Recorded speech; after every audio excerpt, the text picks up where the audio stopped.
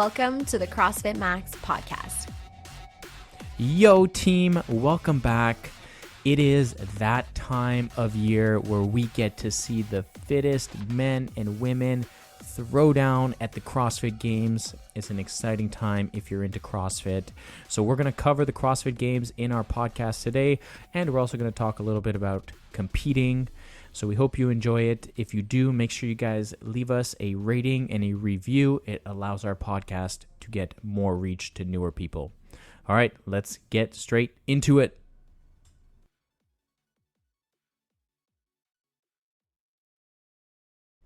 All right, 3, 2, 1, we are in it. To win it. Let's go. What's up, guys? Thanks for tuning in. I'm Susie. I'm Coach B. Okay, fine. Brandon. My superhero name, though, is Coach B. I feel like Coach B is such like a cool coach name, and Coach S. We're Coach B and Coach S. Combined, we're Coach BS. But I just, Coach S doesn't have like quite the same ring to it. Nah. So I'm just Coach Susie. Coach Susie. I love it. Or Coach Mrs. B. Whoa. I love that. Yeah, obviously, because it's your name, you ding dong. Okay. Okay. No. Anyways, welcome back to the CrossFit Max pod, guys. Yeah. Banter topic for today. It's on Susie. Well, I have two. Well, actually, it's not on Susie. It's my responsibility. Yeah, Susie's responsibility. Because Brandon's getting lazy and he's dumping even more responsibility on me. Yep. No, just kidding. Okay, two things. First thing, today, July 27th, when we're recording this podcast. Oh yeah. Is a very special day. The most special. I might get emotional. Today is Max's 5th birthday. My goodness. 5 years, little golden retriever Max. Was brought into this earth and our lives were changed literally forever. It's crazy. You know, fun little story for the listeners here. Story time. When I went to go see the breeders for Max's parents, she was obviously the mom was pregnant. That's how that with works. All the puppies. Correct. And she actually went into labor that day that I went to go visit. That day. Wow. So it was on July 27th, 5 years ago, whatever. So 2018. Yeah. 2018, I went to go visit the family that was breeding them. I went to go visit the mom and the dad, and they're wonderful people. And yeah, and Max was born that day, which is wild. He is literally the light of my life. I used to see people, excuse me. I used to see people posting about their dogs and talking about their dogs like they were children and thinking that was a bit over the top until Max. He's literally my child. I love him. My world, my everything revolves around him. He is the best. He is the best. He's the cutest. And we literally named our business after him. So he's my best friend. Yeah. I'm your best friend. No. Max is my best friend. Okay, Max is my best friend. Yeah. Yeah, I think so. Max is technically your dog because you got Max a little bit before meeting me. Yeah. So you actually brought Max home in August, right? Yes. End of August. Middle of August. August 17th or something. End of August, maybe even September. Yeah. Oh, it was 8 weeks, right? So it would have been September. Yeah, definitely September. Yeah. Okay. I think it was 7 weeks actually. Okay, so you brought Max home mid-September, and that's kind of when we met. So Max was 8 weeks old when I met him for the first time, but technically he was your dog. Yeah. But I would say now, 5 years later, yeah, technically he's my dog. Max brought us together, so. Max brought us together, but I just mean I'm definitely his favorite now. Definitely not. He is definitely a mama's boy. It's true. But I am his best friend, and he is my best friend. I think you guys are best friends, but if he needs anything, he comes to me. I'm the default parent because I do all the caretaking of him. True. Like, I'll leave the gym for an hour, run home, walk Max, come back. Yeah. Anyways. Yeah. Other thing that I wanted to talk to you about. Yeah, go for it. One day after the release of this podcast episode. Yep. Is another very special day. It is. August 3rd, Yep. 1993. Well, it'll be 2023. No, Next. August 3rd, 1993. My life changed forever, and I didn't even know it because I was just an egg in my mom's ovaries. Were you at that time? 1995 is when I was born, so Yeah. I didn't exist yet. Yeah. The thought of me didn't even exist yet. But Brandon was born, I was born. and so Snap. that makes you 30 this year. Yeah. I'm getting old. Explain. How do you feel? I feel... Do you feel 30? Like, what does 30 feel like? I wouldn't know. I'm so far off. Well, tell the listeners how old you actually are. I'm 28. Yeah. She's not like crazy young here. Years before I turned 30, so I wouldn't know how he feels. I feel like Susie has been calling me 30 for the last 3 years. Yes, I've been rounding up for Brandon for a long time, so.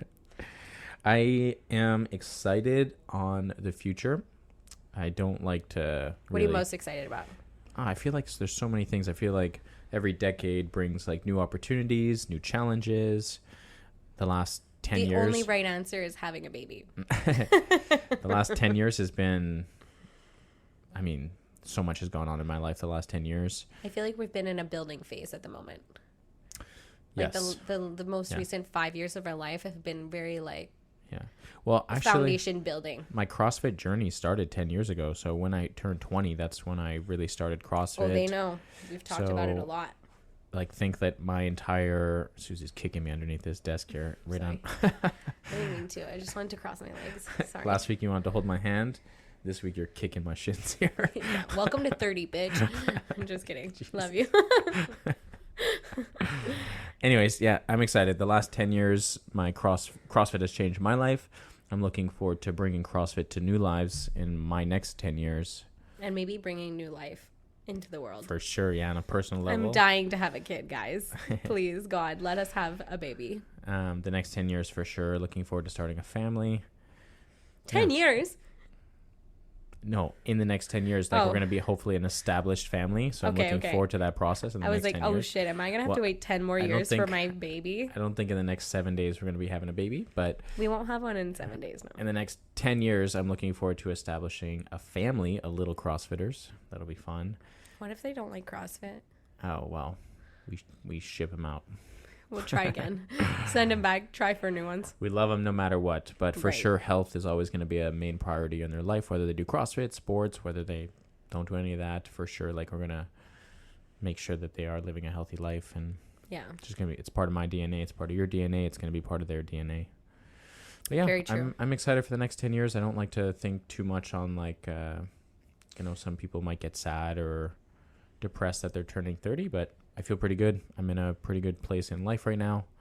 Hell yeah. I've worked really hard these last 10 years, and I'm looking forward to working even harder in the next 10.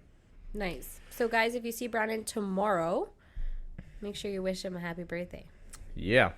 Thank you. 30 years old. Let's go. Okay, let's talk about the topic for today. Not only will it be my birthday the day after they hear this, the 2023 CrossFit Games will have started on the day they hear this, or on the day of this release. I think it's Next Wednesday? I think it's on the 2nd of August. I could be wrong. Might even be the 1st of August. Shit, CrossFit Games is starting. What does that mean? What does that mean? You mean in terms of like for CrossFit in general, or how long do the CrossFit Games last? Those so the CrossFit logistics. Games last, I believe, 5 days. So I believe it starts on Wednesday. It might even start on Tuesday for like the young teens and the masters. Mm-hmm. So it's either the August 1st or August 2nd, and then goes until this Sunday. It's a 5-day competition to test the fittest in the world, and I think they have legitimate claims to that title. They test everything. They test strength. They test power. They test endurance. They test gymnastics. They test it all. And for those of you guys who are curious about the actual CrossFit Games, I would highly recommend you tune into it. It'll be on YouTube. Yeah, I want to watch this year. Yeah. I feel personally... Well, hold on. Let's talk about what the topic of discussion is going to be. We're going to talk all things about competition in CrossFit, and we're going to talk about the CrossFit Games in general. So kind of be two-part two topics on Since this. we're already talking about the CrossFit Games, let's just dive into that a little bit more. Yeah. So I feel like personally, I was very invested into the CrossFit Games when I first got into CrossFit, probably for the first 5 or 6 years. Right. And I feel that I've been a little bit more disconnected. Yeah, we've never watched it together. It's always during my birthday. How dare they? Yeah. Actually, everything in our life happens in August. Poor Brandon's birthday gets kind of overlooked sometimes. Birthday, wedding anniversary, gym anniversary, Max's birthday. Max, yeah. Wow, yeah. It is what it is. At 30, you don't really celebrate your birthday like you did when you were, 0 to 29. I was like, I don't know. My 28th birthday was lit. Yeah, because of who? Coach B. Yeah, I set it up pretty well, didn't I? Brandon has thrown me a surprise birthday party the last 2 years in a row, so I'm really excited for next year's surprise party because he's just going to pull out all the stops. Yeah. Well, the one that just passed, that was like a legit... I've never been that surprised in my life. Yeah, fun one, yeah. The one before that was kind of like we just had a few friends over. I've never had that many tequila shots in my life either. The one before that was a COVID thing, so we had like a few friends over. That was a very small one, but yeah. Anyways, no more surprises for you. Back to the CrossFit Max podcast. Back to the CrossFit Games. So, where do we want to go with this? You were feeling disconnected. Explain why. So I feel like CrossFit has done so many changes on the competitive side and the kind of the layout of the games. How to end up at the games, the logistics. For those of you guys who don't know, CrossFit has changed CEOs a decent amount of times over the last few years. Yeah. Mm-hmm. It was Greg Glassman, who was the founder of CrossFit. Right. He ran the ship until about 3 years ago. He stepped down from racial tweets that were put out, and he was forced out of his role at that point. Public pressure as well, and people unaffiliating from CrossFit. Yeah, it was a very big deal, actually. Very sad time in my life because of how much I value CrossFit. But yeah, there was a few high changes in the actual company of CrossFit, and they changed the layout. But what it used to be is there's 3 stages to get to the CrossFit Games. There's the Worldwide Open, which is an online competition that used to last 5 weeks long. No, it's 3, right? And it would happen in about the March area, so February, March area. CrossFit HQ would release an online workout, so they would release it on a Thursday night, and everybody in the world would do that CrossFit workout, or anybody who registered for the Open. It would be open to the entire world. Right. So all, roughly 15,000 affiliates would host Friday night lights or Saturday mornings or weekend events where people could do the workout anytime between the Thursday night at 8 p.m. Eastern time to Monday, 8 p.m. Eastern time. And you would have hundreds of thousands of people worldwide. You'd have, I think at the peak, it got up to about 500,000 people worldwide doing it. That's a lot of people doing the same workout. People, yeah. And then what they would do is in each region throughout the world, I cannot remember how many regions there were, but there were, let's say, roughly 10 regions throughout the world.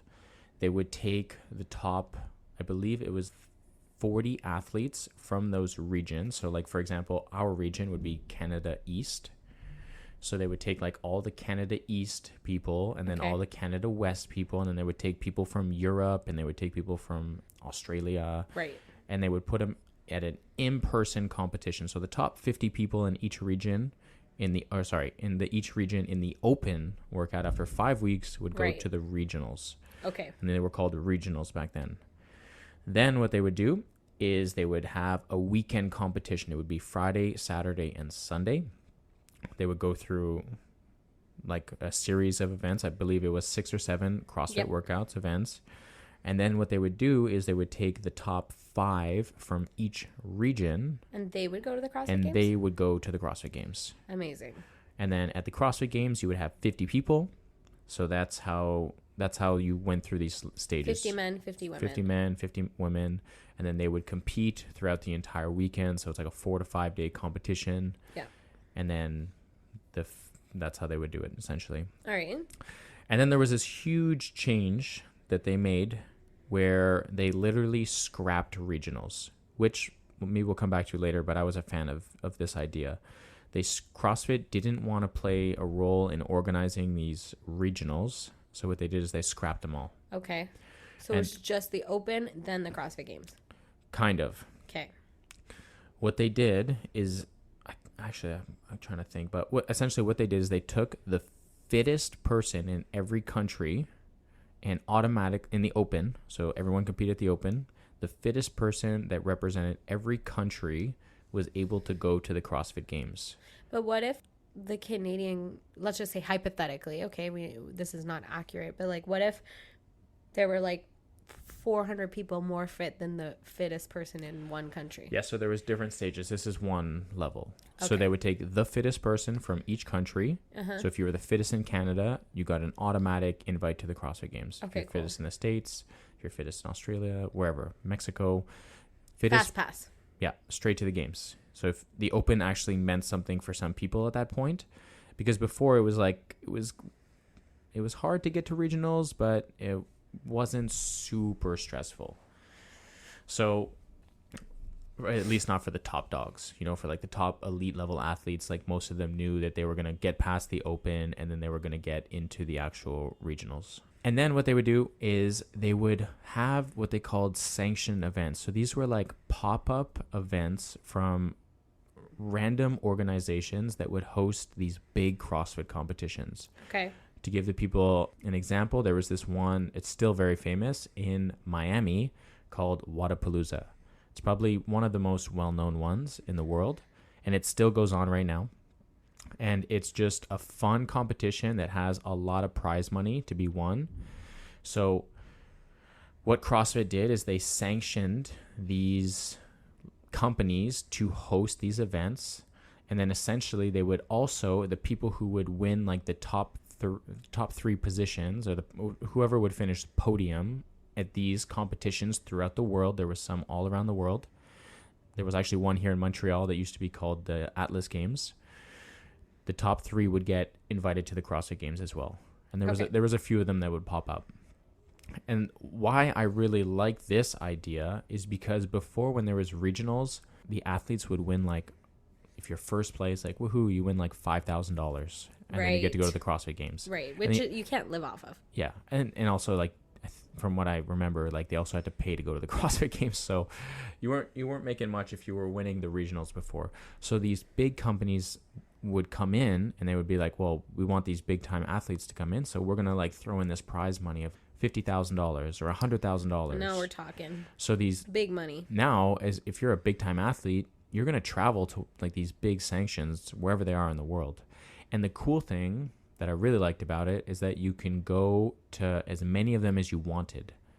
So you can go to the Wadapalooza one, or you can go to the one in Dubai and compete in the one in Dubai. Yeah, I think they have a lot of money from the one in Dubai. The one in right? Dubai, yeah, it's like if you want to make money and you're fit, you go there. Exactly. That was the big money payout. One, the big payout. Yeah. And what they did is they would, like, let's say you won the one in Miami, and then you also wanted to go to the one in Dubai, but you already had the invite from the Wadapalooza one. Then the person below you would get the invite. So let's say you finished first, and so you don't take a spot of somebody else. Yep. You just have a chance to make money. So you could be a full-time athlete and actually earn good money. Yep. So they had all these, like, very cool. They had, like, I like that. I think there was maybe 7 sanctioned events throughout the entire world that were on different weekends, and athletes could go and travel, and you can just go and compete there. And they were really across the world as well. The thing that I also really liked about this, and I think it made it more fair for the athletes, and if you think of it from an athletic standpoint, is that before, when it was regionals, you had to be fit on that one weekend. If you if you catch a virus or you hurt yourself in training, an ankle or something, exactly. And you have no choice but to go to that competition, and that competition is going to dictate your entire year of training. So if you're not on it on that weekend specifically, it's the whole year, the whole your season's whole a write-off. year is ruined. Think about like how many hours of training these people do. So, and they just get food poisoning one night and they're screwed. Yes, and that did happen several times to people. Okay. You get a really bad cold, and now you have this one weekend. You're like, oh shoot, I'm competing. Whereas if this happens when you go to like a sanctioned event, you just sign up and go to a different sanctioned event, and you have another chance. You're like, oh shoot, unfortunately I can't make this one, but you know what? Like, it's still stressful, but there's a plan B and C. Yeah, I'll travel to England to do a comp there. Okay, very cool.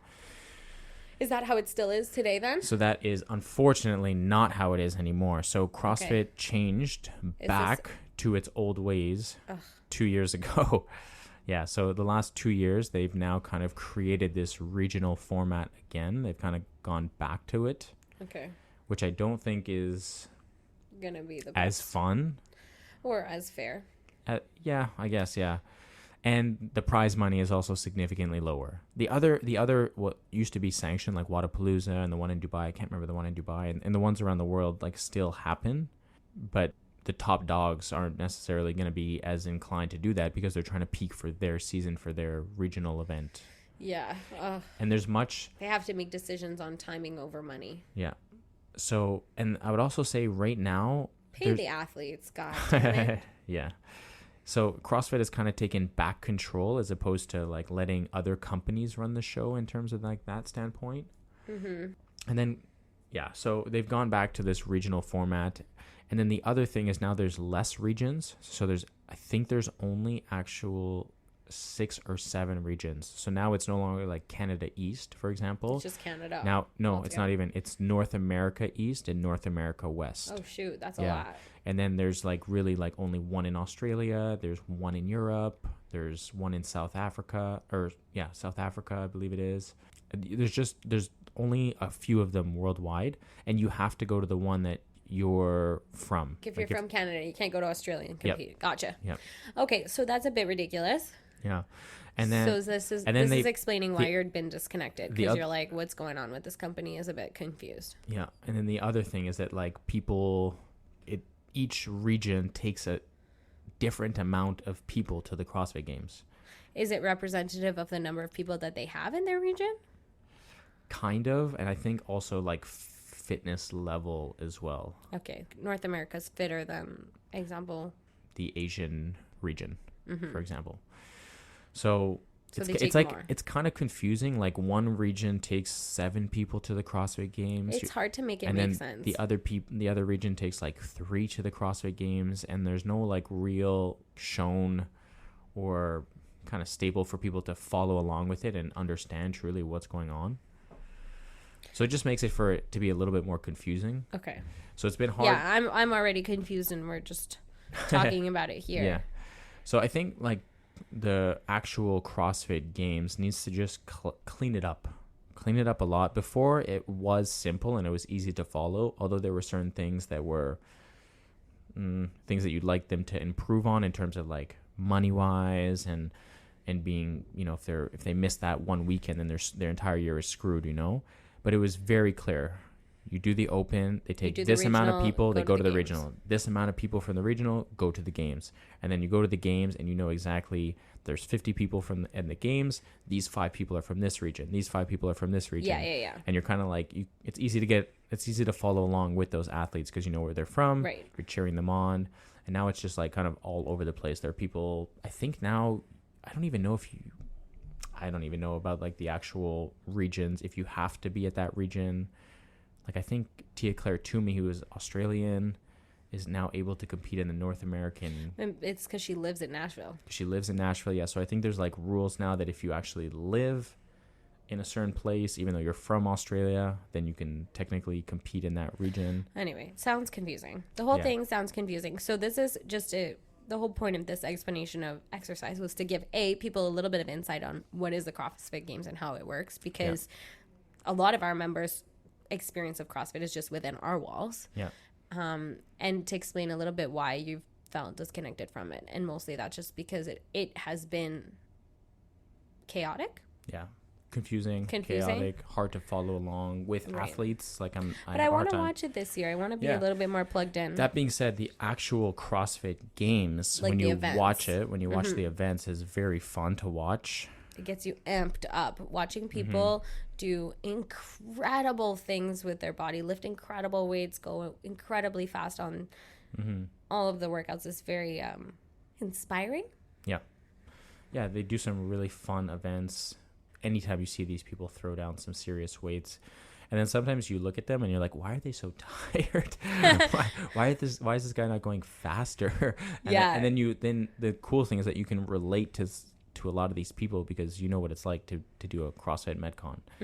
Where you're just looking at that barbell and you're like, I should probably pick it up, but I really don't want to. Most of the time you're just like in awe of how fit these people are, but then there's the human aspect of things and you're like, come on, pick up the bar, go faster. I was just talking about this with Justin the other day. It's like when you watch the Olympics and the gymnasts are doing something and you're like, oh, come on, point your toes. But you're like watching it and you're like, there's no way you could ever do anything remotely close to what these people are capable of. It's the same thing. I think that's just like when you watch sports. Yeah. It is a lot of fun to watch. I would love to put in some more time. We're going to try to push for people to watch it here. Yeah, let's get engaged with it. Yeah, we should be more engaged. And enjoy it. And now that I'm like, or we are affiliate owners, I think it would be really cool just to generate the hype. Generate the hype, be surrounded by it a little bit more. And yeah, plug into what's going on in CrossFit HQ. Yeah. It also in the past when I've watched it, it's also been a nice little motivator. 100%. Yeah. 100%. You watch these athletes and you're like, okay, like now I want to throw down. Speaking of throwing down, you just threw down a few weeks ago. Yeah. We did our competition. We talked about it through the podcast leading up to it. But Daphne and I went to a competition. You sent it? We sent it, yeah. Did you have fun? It was a lot of fun. It was really do cool. Some more? I would love to do some more. Yeah, it was the first time I competed in 4 or 5 years. Besides the Open. The Open is a little bit different. Like we said, now the Open is only 3 weeks long. Right. But you do one workout that's like 10 minutes long, roughly, once per week for 3 weeks. So it's not really the same type of competition. We did 4 workouts in one day at that competition. It's a way different stimulus doing it all in one day. In-person competition is way different than the Open. So fun. But it was cool. The gym that we went to ran it well. It's a smaller gym, so it was a little bit crowded, but I had a lot of fun. Did they have DJ Navidad? They definitely did not have DJ Navidad. Yeah, for sure. There was definitely points where I thought, okay, our competition was cooler. Turn up the heat. Turn up the heat was sick, yeah. But they ran it well. It was fun to push my limits. I pushed really, really hard. I'm a little banged up still. My shins took a beating actually twice. Because he's 30. Yeah, this week I took like one Daphne's day off. Daphne's half your age and she's fine. No, she's been away. What are you talking about? She's been on a hiking trip. But hiking. I took 1 day off. I took Sunday off, and then I went back to training on Monday. And then Monday, Tuesday, Wednesday, my body was like, okay, you need to not work out tomorrow. You need to rest tomorrow. So Thursday, I took a nice little, or right now, today, I'm taking a nice little rest. So well deserved. But it was fun. It was cool for Daphne. It was, the whole purpose for the team was to get Daphne some experience, some exposure, get her to push her limits a little bit. CrossFit Max prodigy. Yeah, it'll be really, really cool to see if we can do others next year. She's already like looking forward to it. She wants to be pushing a little bit harder in the gym now because of it. Great motivator. Yeah. And maybe I guess what we can do is we can talk about the difference between like competing in person or even training for competition versus an actual CrossFit class. Yeah, how to approach training versus testing or training versus competition. For sure. Because for the people who want or who might tune into the CrossFit Games, hopefully all of you guys listening tune into it, you guys might think, okay, now I need to train like that. At least that's the feeling I had or I still have when I watch the CrossFit Games. I'm like, okay, it's time to go hard. The adrenaline is in, the motivation is high. Yeah. But something that you need to just keep realize. in mind is what you see is the maximum intensity, but what goes into the training behind that is not going full send as hard as you can every single time you're in training, because that's not sustainable and it's not gonna build it's not going to help with like injury prevention and sure. building your stamina over time. There's sort of a time and place to go to that, what do we call it? We could say go to the dark place, but go to that really, really to your edge, finding your edge. But most of the time, the bulk of our training is not spent in that area or in that zone. Definitely not. Actually, almost none of it. I would also say that even the CrossFit Games athletes spend a bulk of their training outside of that time as well. Right. So we see people like super jacked, pretty lean, and something to think about also is when we're watching the CrossFit Games, they are peaking at this moment. Yeah, they don't stay at that peaked level of fitness 100% of the time because of the incredible level of fitness that is. It's just not a sustainable level to remain at all year long, every day of the week. Yeah.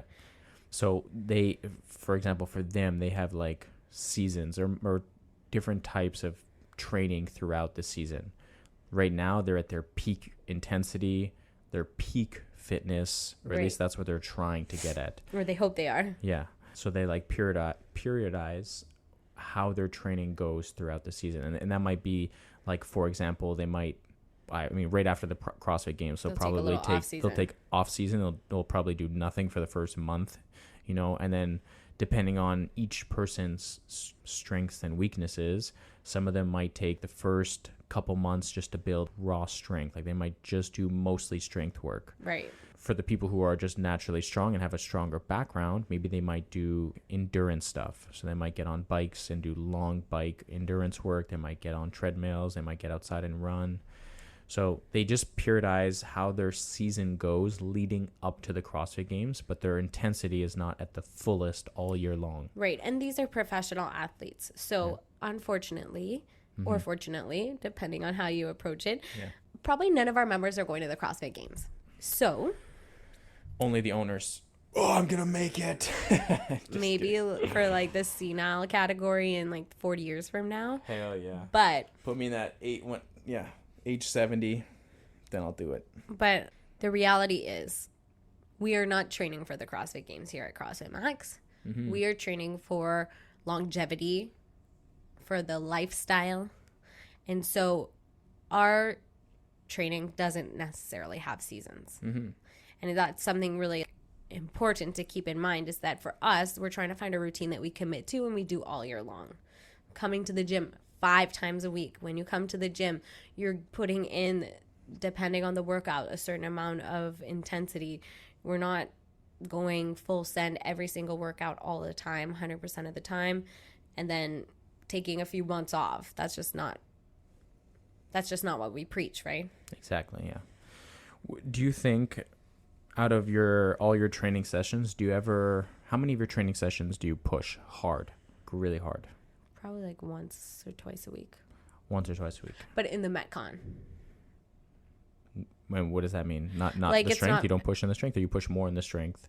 Oh, I just mean that I don't really like go to that sended zone and for a whole hour session. Gotcha. So let's say if, like, for example, I've been really trying to increase the weights on my front squats. So I've been focusing on that. So if the day has front squats, I'll put my big effort in the strength piece and then maybe take it a little bit easier in the Metcon that day. Gotcha. Or another day, maybe we have a 10-minute AMRAP to finish off and it's a 21:59 of something. I'll use that as my time to sprint in and go hard. But the rest of that session, I haven't been going to my edge. Yeah. I also think it depends on the athlete's goals. If you're someone who wants to build more muscle and wants to get stronger, then you should probably be pushing a little bit harder in the strength portions of our sessions. Right, 100%. Like you said, the front squats. If you want to get stronger, you gotta go heavy. You have to push yourself. You have to get deep into squats. You have to get into full range of the motion, and you have to lift heavy. Yeah. If you're someone that's naturally strong, but your cardio is a little bit weaker, well then you have to push. You got to be pushing a little bit harder on the Metcons. I think that's something that I find interesting as a coach now that I'm coaching classes, is watching people approach workouts. And you can tell who's like grinding and who's chilling. Yeah. And there's nothing Yeah. wrong with either of those. Some days I also take the workout easy on purpose. I take my time between stations. I walk it off because the point is not to send it every day, but it's very interesting to watch. Some people, you know, maybe they show up, they're feeling top shape. This is their type of workout. They're really excited, and you could just 3, 2, 1 go, and their heads down, and they're sending it, and they're attacking the workout. Yep. And I would also say something to note is if you've been doing this for longer, you're going to understand what that like send it feels like. Some people who are newer to CrossFit and have not experienced that hard push, they haven't found their edge yet. They haven't found it yet, and they need to play around in that zone a little bit more. For someone who has been doing CrossFit for several years or has an athletic background, right? You'll know. You know, and, when and you're maybe there. Susie's rule there for like twice a week, 3 times a week, maybe might be a good rule for that person. But when you're a little bit newer, you have to play around into those zones. You have to get uncomfortable. You have to push the weights a little bit more. Yeah, I would say 100% just to build off of that is like when I first started CrossFit, I used to think I was going heavy or I was sending it just because I was just out of my comfort zone. Yeah.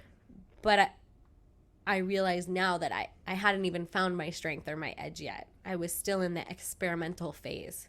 So my reality felt like I was maybe pushing to my limits, but I really wasn't. Yeah. But I only know that now.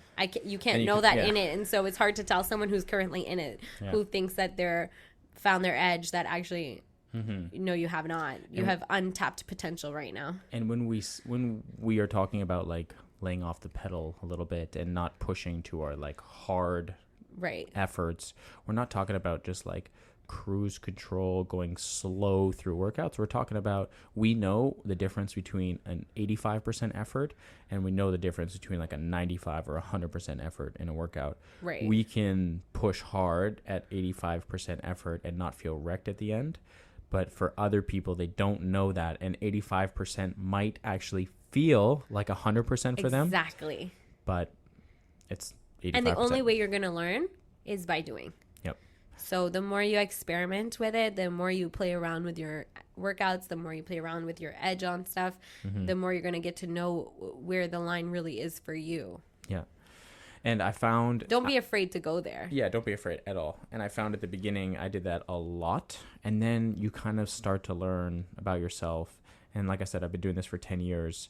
And after the competition, like I said, I took that one day off. And then on Monday, I was like, okay, like I'm going to push really hard. I went really heavy in the front squats. And then the Metcon came and I said I was going to send it.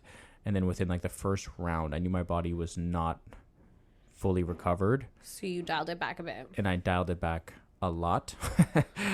But my mentality, I kind of forgot that. I was in this kind of like peaked for the competition. I set up my intensity throughout the last, I would say 4 weeks, maybe even 6 weeks to get ready for the competition and really push hard on that day. And then I was still in that mindset that I was like, all right, one day off, Monday, I'm going to hit it hard. I'm going to push really, really like crazy. And my body was, no, you are not ready for this. And then we listen to our body because that's the most important. Yeah. But we still get through the workouts. We still push a little bit. And and then today, normally I work out on Thursdays. And today I told myself, okay, I need to actually listen to my body and let's just take an extra rest day. Good for you. Yeah. So, I mean, competitions are great because it pushes you past your limits a little bit more. Yeah. And sort of the pressure of the environment makes your edge seem a little further away than you thought. And it builds motivation around training. And I would recommend, like, if anyone, you don't have to, I'm not saying you have to train for the CrossFit Games. Absolutely. But there's so many local competitions around the Montreal area. And if ever you wanted to just hop in and just test yourself, even if you feel like you're going to be you're going to finish last place. Yeah, your place doesn't matter. I would highly recommend you just get in there and get into that environment. It's a little stressful at the beginning, but after the first workout, you'll realize that every single person there, although you're competing against other people, wants you to do your very best. Exactly. Which is a really unique experience about CrossFit. CrossFit is amazing. Even at the games, they're cheering for each other out on the floor. They're high-fiving each other out on the floor. Yeah. I think that competing is super fun because you get to know yourself as an athlete better, especially at our level, at the level of CrossFit Max athletes. Nobody here is trying to go to the games. There's no money on the line. It's for the experience. It's to better ourselves. So competing allows you to kind of get to know yourself better. But on the other side is not every day is a competition. So when we're training, we need to be focusing on proper form, good quality movements, full range of motion, making sure everything is really beautiful when we do it in our training, so that if and when we're in competition and we're sending it really fast, we're doing it well. On that note, when you guys are watching the CrossFit Games, notice the movement quality of all the competitors. Yes. These guys aren't just the strongest, fastest, can endure the most pain, but they also move exceptionally well. 100%. They spend probably hundreds of hours on just focusing on quality lifts. They spend a lot of time working with really, really, really, really light weights, so their quality of movement is on point. And we talk about quality movement as if it's this thing where it's going to stop us from getting hurt. Like, we don't want to get hurt when we deadlift, so we need to make sure that our quality form is there. It's also the most efficient way to deadlift. Exactly. The better the quality your movement is, the more efficient you're going to be at, let's say, cycling a barbell and doing cleans and squatting. 1,000%. I think that's something that kind of, as coaches, we try and drill into people is it's not faster and better if you are throwing your dumbbell around with a rounded back in a dumbbell snatch. Let's just say, for example, okay, it might feel awkward if you're used to doing it a certain way, but when we perfect the movement and we have the proper technique, then when we do it properly, that is the most efficient way to do the movement. Yep. And once you get used to doing it that way, your body will thank you. Yes, first, you won't have a sore back. Great, good for you. But also, you're going to be throwing around a heavier weight because you're going to be able to use your hips, use your legs, do all the things that you're supposed to do in the movement. So the movement quality isn't just an inconvenience. It's actually like an efficiency tool. Absolutely. Love it. You cleared that up. Yeah. Anyways, guys, let's hear if you guys actually follow along with the CrossFit Games. Yeah, let's talk about it. Let's try and engage with it. Pick our favorites. If any of the listeners ever want to do like a local competition. Oh yeah, we're there to support you 1,000%. 100%. And we're about 6 months away from the Open too. Yeah. The 2024 Open, which is crazy. Cool. Yeah. Anyways, let's talk about our client of the week, because she has been focusing on doing a decent amount of movement quality after classes. And that person is Laurie. Pew, pew, pew, pew, pew, pew, pew. She has been spending a lot of time in the gym the last couple weeks. First of all, she upgraded her membership to unlimited, which we love that for her. Hell yeah. Amazing. And she's been really using it. She's been coming 5 times a week. She even told me today that, wow, there's such a difference when you come 5 times a week. She's like, I feel like I'm improving so much. She's been working on her nutrition as well. Absolutely on fire. She's just a delight in the class. I find I always, whenever I'm with her, I end up pairing her with a new person because I just feel like she's like the most welcoming, warm and fuzzy, best representation of everything that we love about our CrossFit Max community. Yeah. She actually is the artist who painted our beloved CrossFit Max mural up on our wall. So we get to think about her every day when we look at that beautiful masterpiece. I love that wall. I love the think design. So awesome. She did a phenomenal job. Yeah. She's just a delight. She's been spending a lot of time after class as well, like doing extra work. Today she was working on handstands. Yeah, yesterday she was working on handstands. Today she was actually doing some like banded handstand drills. Like she tied a band to the top of the pull-up bar. So that means she's been researching stuff on her free time. Exactly. She's been doing some research. So good for her. We love to see it. Laurie, thank you for being an amazing member at our gym. And a great friend. We love her. We love our mural. We love you. And keep up the great work. Keep crushing it. Pew, pew, pew. All right, team. That kind of concludes the episode for today. Yeah. That's it. Enjoy the CrossFit Games. Let's spread love. Did we just become... mind readers? Yes. Yes. We suck at this. All right, these guys. All right, guys. These guys don't want to hear have anymore. a good one. See you next in week. the next one. Bye. Happy birthday, Brandon.